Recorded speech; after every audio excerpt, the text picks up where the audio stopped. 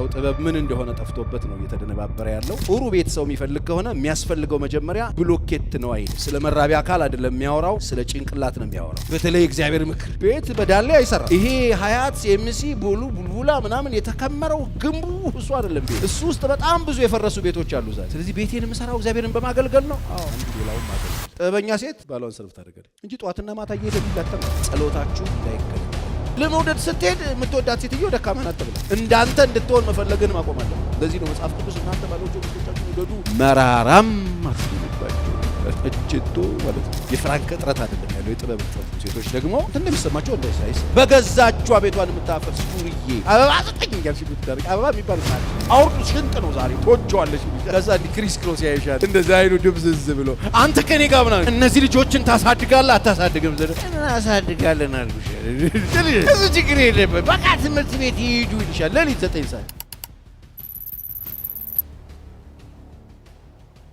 በጥበብ ስለመራመድ እናወራለን። ከጋብቻው አካባቢ አንወጣም። በዛው ዙሪያ ጥበብ በጣም ስለሚያስፈልግ በጣም ከፍተኛ ጥበብ የሚያስፈልግ ወጣቱ በጣም ጥበብ የሚፈልግበት ጥልቁም ትንሹም ጥበብ የሚያስፈልግበት ጊዜ ነው። ሰው ጥበብ ምን እንደሆነ ጠፍቶበት ነው እየተደነባበረ ያለው። ሰው ይፈልጋል፣ ኑሮን ይፈልጋል፣ ትዳርን ይፈልጋል፣ ግን ጥበብን አይፈልግም። ትዳር የምትፈልጉ ብል ብዙዎቻችሁ እጅ እንደምታወጡ እርግጠኛ ነኝ። ጥበብ ሲባል ደግሞ ብዙ ሰው ምን እንደሆነ ጥበብ ራሱ አያስተውሉ። ምሳሌ ላይ ቁጥር 3 ቤት በጥበብ ይሰራል። እንግዲህ እዚህ ቦታ ላይ በጣም ያለፉትን 10 ዓመታት እየሰራንበት ያለው ነገር ስለ ቤት ስለ ሀገር የምናስብ ከሆነ ቤት መስራት አለብን። ቤት ካልተሰራ ቤተሰብ የለም፣ ቤተሰብ ካልተሰራ ማህበረሰብ የለም፣ ማህበረሰብ ካልተሰራ ሀገር የለም። መጽሐፍ ቅዱስ ደግሞ ቤት የሚሰራው በጥበብ ነው ይላል። ስለዚህ የመጀመሪያው ይሄ ሀገር የምንሰራበት ቤት የሚሰራው በጥበብ ይሰራል። በማስተዋል ደግሞ ምን ያደርጋል? ይጸናል። ጥሩ ቤት ሰው የሚፈልግ ከሆነ የሚያስፈልገው መጀመሪያ ብሎኬት ነው አይል። መጀመሪያ የሚያስፈልገው ምንድነው ይለናል? ጥበብ ነው። ቀጥሎ የሚያስፈልገው ሲባል ማስተዋል። ስለ መራቢያ አካል አይደለም የሚያወራው፣ ስለ ጭንቅላት ነው የሚያወራው። ማስተዋል ያስፈልገዋል። በእውቀት ደግሞ ከከበረው ካማረው ሀብት ሁሉ ጓዳው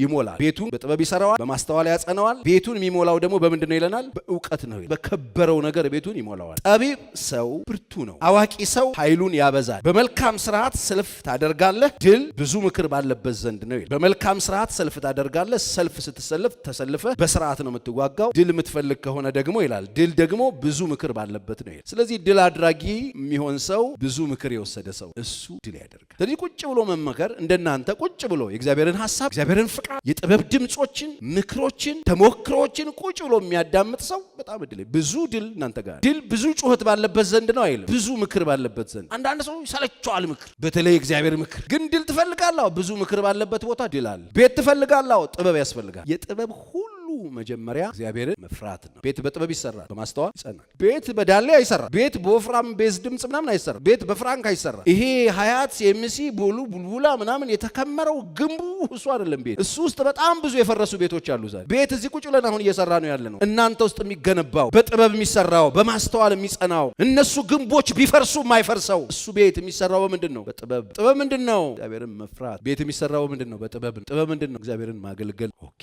ስለዚህ ቤቴን የምሰራው እግዚአብሔርን በማገልገል ነው። አዎ ከእግዚአብሔር ቤት ፈልጋለሁ ምናምን ተብሎ ተመንትፎ የሚሄድ ቤት የለም። እግዚአብሔርን ስናገለግል እግዚአብሔር የሚሰራው ቤት ነው ያለ። ቤት በምን ይሰራል? በጥበብ። ከዛስ በማስተዋል ደግሞ ይጸናል። በእውቀት ደግሞ ቤቱ በከበረው እንቁ በከበረ ነገር ይሞላል። እስቲ እግዚአብሔርን በምንድን ነው እያገለገላችሁት ያላችሁት? እግዚአብሔርን ማገልገል መድረክ ላይ ወጥቶ መስበክ ነው? አይደለም። እግዚአብሔርን ማገልገል መድረክ ላይ ወጥቶ መዘመር ነው? አይደለም። እግዚአብሔርን ማገልገል ምንድን ነው? እግዚአብሔርን በሁሉም ስፍራ ላይ እግዚአብሔርን ሰርቭ የምንኖርበት መጽሐፍ ከኛ መካከል አንድስ እንኳን ለራሱ የሚኖር የለም፣ ለራሱ የሚሞትም የለም። በጥበብ መመላለስ ማለት ቤተክርስቲያን መምጣት፣ ከዛ ሰምቶ ሃሌሉያ ብሎ ወጥቶ እየተንዘላዘሉ መኖር አይደል። አገልግሎት ማለት በምንንቀሳቀስባቸው ስፍራዎችና ቦታዎች ሁሉ ትውልድ እግዚአብሔር አለ ብሎ እንዲያምን ማድረግ ማለት። በአንቺ ምክንያት በአንተ ምክንያት እግዚአብሔር አለ እንዲሉ አገልግሎት እሱ ነው። ከበሮ መደለቅ አይደለም፣ መጨፈር አይደለም። በእርግጥ እግዚአብሔር አለ እንዲሉ ሰዎች በስራችን በመውጣት በመግባታችን እግዚአብሔር አለ እንዲሉ ማድረግ ማለት አገልግሎት እሱ። እግዚአብሔርን ማትረፍ እግዚአብሔር አለ እንዲል ትውልድ በእርግጥ በዚህ ዘመን እግዚአብሔር አለ፣ አዎ አለ እንዲባል በምን ፈርሃ እግዚአብሔር ለብሰን ቤታችንን በጥበብ ሰርተን በማስተዋል አጽንተን ስንወጣ ስንገባ እግዚአብሔር እንዳለ የሚያመለክት ህይወትና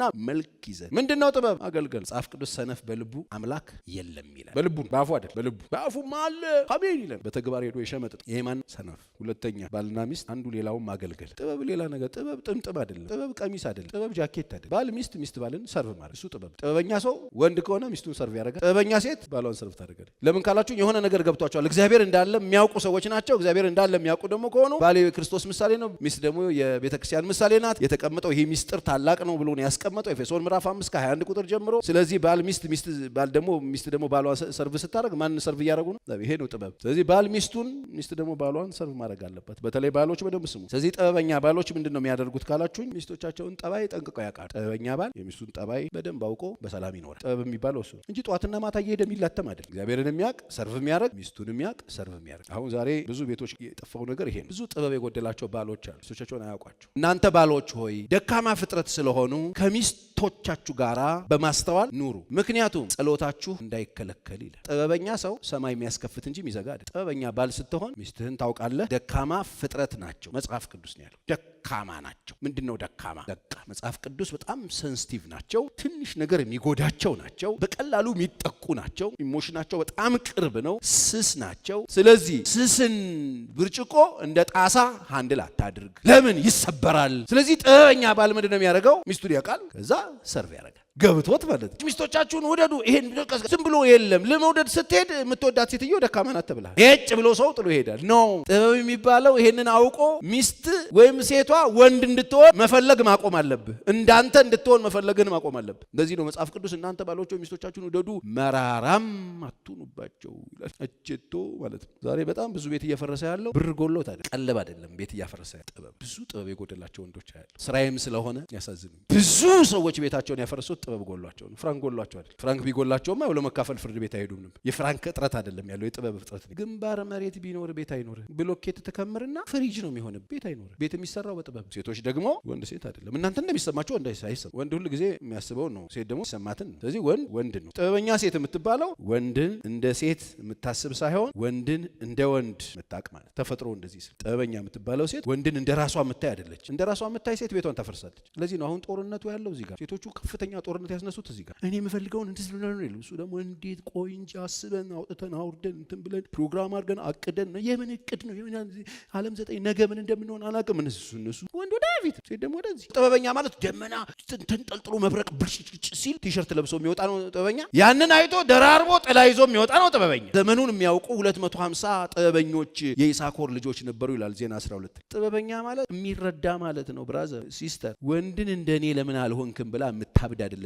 እሷ ቀዌ ነው የምትባል። መከበር ይፈልጋሉ። ታውቃላችሁ፣ እየጣሳችሁ ከሄዳችሁ አለቀላችሁ። ምክንያቱም የሆነ ፖዚሽን ምናምን በጨው ምናምሽ ንጥቅ ስታርጊው ሊሰጥሽ ይችላል። ከዛ ባልሽን አታገኙ። የፈለገ ቢሆን የምታከብረው ከፍ ቢል ዝቅ ቢል እሷ ቦታዋ ላይ ተቀምጣ እሱን ሪስፔክት የምታደርገው። መጽሐፍ ሰነፍ በእጆቿ ቤቷን ምን ታደርገዋለች? ታፈርሰዋለች። ጥበበኛ ደግሞ በእጆቿ ቤቷ ምን ታደርገዋለች? ትሰራዋለች። የትኛዋ ነሽ አንቺ? ጥበበኛዋ ምንድናት? በሌሊት የምትነሳው ያች ልባም የተባለችው ሌሊት መብራቷ የማይጠፋው ሃርድ ወርከር፣ ቤቷ ውስጥ ያሉትን ስራዎች የምትሰራ፣ ልጆቿን ቴክ ኬር የምታደርግ፣ ባሏ በሸንጎ ሲቀመጥ የሚከበርባት፣ ለባሏ ክብር የምትኖር እሷ ነች ጥበበኛ። ሰነፏስ ከባሏ ስራ ሲሄድ ወንበር ሳብ አድርጋ በረንዳ ላይ ቆማ ኃላፊ አግዳሚውና ብራዘር እስቲ የስርቆቱ ይጣፍጣልናም ቺት ምናምን የምትለው በገዛ እጇ ቤቷን የምታፈርስ ዱርዬ። ጥበበኛ ሴት ባሏን ለመለወጥ አትታገልም። አንዳንድ ደፋር ሴቶች አግኝቻለሁ፣ እለውጠዋለሁ ሀያል ቀይረዋለሁ ምናምን እንዲህ አትበይ፣ አርፈሽ ቁጭ በይ፣ ማትቺውን ነገር እኔ ልምከር፣ እለውጠዋለሁ። ስማ ቁጭ በል እንነጋገር። ቤት አትለውጭም። ቤት አንቺ የማፍረስ ዶማ ይዘሽ እየቆፈርሽ እንደሆነ ወይ አትለውጭም። ለእግዚአብሔር ያልተለወጠ ላንቺ እንዴት ይለወጣል? ጸልዩላቸው፣ ሪስፔክት አድርጓቸው፣ አክብሯቸው። ቦታቸው ላይ ቁጭ ብሎ እነሱ ያሉበትን ሁኔታ ለመረዳት ሞክሩ። ማን እንዳሳደጋቸው ለማወቅ ሞክሩ። የህይወት ተሞክሯቸው ለማወቅ ሞክሩ። ምን እንዳላቸው ለማወቅ ሞክሩ። ምን እንደሌላቸው ለማወቅ ሞክሩ። ያልተሰራባቸውን ነገር አትፈልጉ። የማይሰጧችሁን ነገር መጠበቅ አቁሙ። በቃ ይሄ ነው ጥበበኛ ማለት። ባልሽ የማይሰጥሽን ነገር ጧት ማታ መነዛነን እንደማይሰጥሽ እያወቅ አበባ ሰጠኝ እያልሽ የምትዳረቂ አበባ የሚባል የማያውቅ ሰውየው አያውቅም። የሚሰጥሽን ተቀበይ። በቃ ሰውየው ሙዝና ብርቱካን ይሆናል የሚያመጣው። ሙዝና ብርቱካን ስጋ ነው የሚያውቀው። በካኪ ትልልቅ ስጋ አውርዱ። ሽንጥ ነው ዛሬ ትወጂዋለሽ ይልሻል። እኔ ስጋ ምን ያደርግልኛል? እኔ ሽቶ ነው የምፈልገው። ሰውየው ሽቶ አያውቅም። ዝም ብለሽ ስጋሽን ጠብሰሽ በሰላም እሚሰጥሽ ስጋሽን ጥብስብስ አድርገሽ መብላት። አበባ ከሌለው ያለውን መቀበል። ሰውየው የማያውቀውን የማይሰጥሽን ነገር መጠበቅ አቆሚ። ባሏ ምን ማድረግ እንደሚችልና ምን ማድረግ እንደማይችል፣ ምን እንደሚወድና ምን እንደማይወድ ታውቅ። ባሏ ምን ሰዓት እንደሚደክመው የምታውቅ። የሚደክመው ሰዓት ላይ አናወራም የምትለው 5 ሰዓት ድብን ብሎ ሰውየው እቺ ሰነፍ ናት። አሁን ሰዓት ላይ እንነጋገር። 4 ተኩል ሰውዬው ድብን እያደረገ አሁን እሺ ችግር የለውም። ከዛ እንዲህ ክሪስ ክሮስ ያይሻል እንደዛ አይኑ ድብዝዝ ብሎ አንተ ከኔ ጋር ምናምን እየሰማሁሽ ነው። ሰነፍ ናት እሷ። ሊሰማ የሚችልበትን ሰዓት የምታውቅ ጥበበኛ ማለት አቢጊያን ጠይቋል። ምን ሰዓት ባሏ እንደምታናግር ታውቃለች። ሲሰክር አታዋራው፣ ደጋግፋ ታስተኛዋል። እንነጋገር አንታም ቡላ ምናምን አትል። የሰከረ ባልሽን በስካር ሰዓት እንነጋገር እያልሽ በቦክስ አፍንጫሽን ነርቶ እንዳይጥልሽ። ሰነፍ ናት እንደሱ። ሰውየው የሚሰማበት አቅሉን የሳተ ሰው የእግሩን እየጎተተ የመጣ ራዩ ለሸንቶ የመጣ ሰው ምን ሲደረግ ነው ታዋሪ የምትመጪው? እንነጋገር። እነዚህ ልጆችን ታሳድጋለህ አታሳድግም? እናሳድጋለን አልኩሽ።